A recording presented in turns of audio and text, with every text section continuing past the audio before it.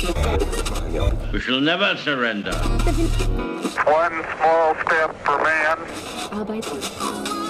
I have a dream.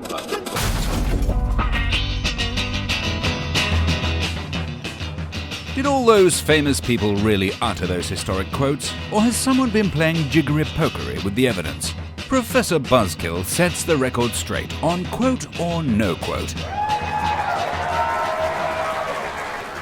Oh, here's a quote or no quote I really like, Buzzkillers. In the first place, an eye for an eye makes the whole world blind is famously attributed to Gandhi, or as we call him here at the Institute, the Mahatma of misquotation. In fact, he's up there on the Mount Rushmore of misquotation, next to Churchill, Lincoln, and Einstein. But like Churchill, Lincoln, and Einstein, quotes of wisdom have been attributed to Gandhi at a furious pace since his death in 1948, by the way. And if a quote or saying sounds, I don't know, vaguely philosophical, religious, or far-seeing, it's just easier to attribute it to Gandhi than to try to figure out where it really came from. It comes, of course, from the Christian Bible. The King James Version gives the original as an eye for an eye, tooth for a tooth in the Old Testament. Exodus chapter 21, verse 24. Yes, I looked it up. As far as experts such as Fred Shapiro from the Yale Book of Quotations and Garson O'Toole, that indefatigable quote investigator, can determine, Canadian Member of Parliament George Perry Graham was the first to re-employ this idea in modern times and to add the part about blindness and toothlessness.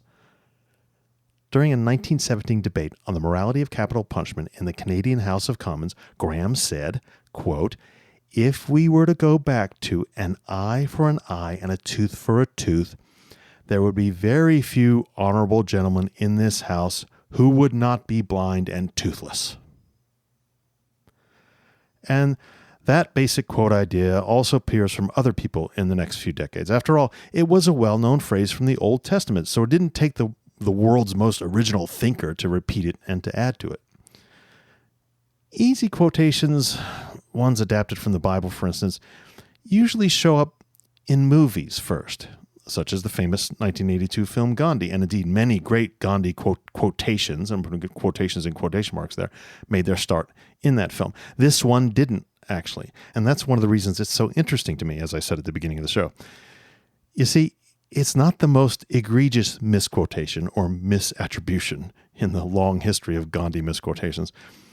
Even if you haven't seen the movie Gandhi or seen this Gandhi no quote on thousands of Facebook, Twitter, and Instagram posts, you'd be forgiven for thinking that it came from the great man himself.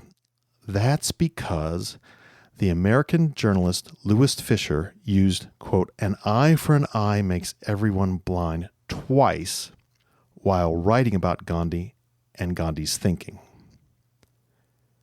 Fischer first used the expression in a 1947 book that compared the political and social philosophies of Gandhi and Stalin, believe it or not.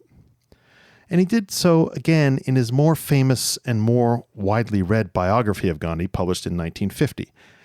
Fischer used the eye for an eye construction to explain Gandhi's philosophy of satyagraha. But he wasn't quoting Gandhi. In that explanation, Fischer wrote, Satyagraha is peaceful. If words fail to convince the adversary, perhaps purity, humility, and honesty will. The opponent must be weaned from error by patience and sympathy. Weaned, not crushed. Converted, not annihilated. Satyagraha is the exact opposite of the policy of an eye for an eye for an eye for an eye, which ends in making everybody blind. End quote.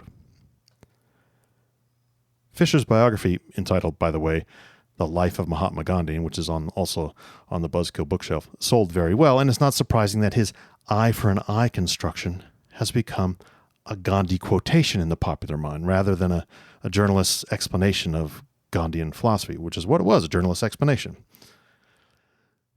But maybe there's something more to it. Fischer's summary of Gandhi's thinking didn't just say an eye for an eye leaves everyone blind. he wrote that the Gandhian philosophy of satyagraha is, quote, the exact opposite of the policy of an eye for an eye for an eye for an eye, which ends in making everybody blind.